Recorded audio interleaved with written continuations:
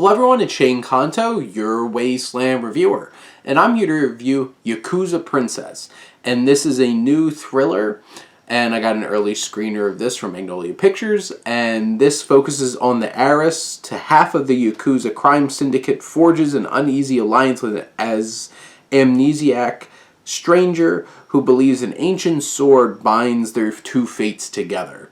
And this film is starring MASUMI and Jonathan Rhys Meyers, and is from director and writer Vicente Amorim, and this bounces back and forth between Brazil and Japan in its story. And this is one of those kinds of things where it's like, this is a convoluted tale, there's a lot of moving pieces.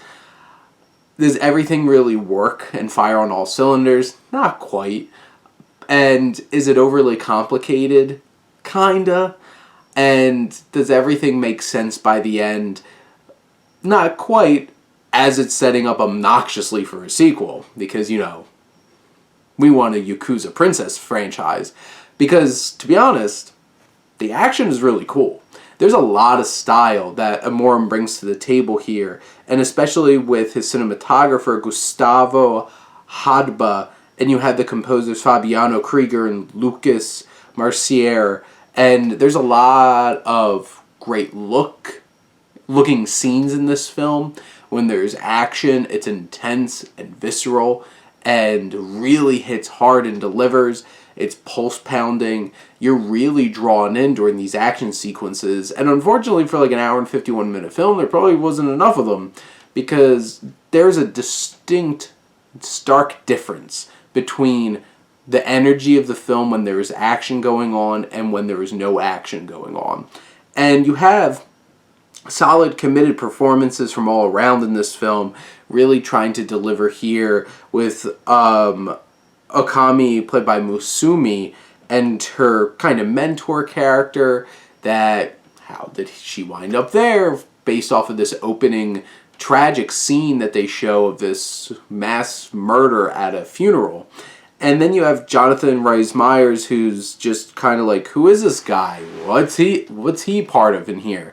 And you have these, like, this mystical sword and these intense action scenes, including one climactic one on top of a building with incredible lens flare and just intense sword fighting and some crazy gore. And this is the kind of film where it's just like, you're just going to ride high on the energy of that, and along the way maybe forget that maybe it doesn't all make sense along the way, and does it really matter in this particular situation, because you're having so much fun when the actual fun is going on in this film. So this kind of film falls along where it's like, I enjoyed this more than I think it's as much of a quality film, but put it a little bit higher, because I did have a lot of fun with it, and it's a very intense thriller, and it works on that level so well. But those are my thoughts on Yakuza Princess. Let me know what you think, and let's talk some movies. But thank you as always for tuning in and supporting your Wasteland reviewer.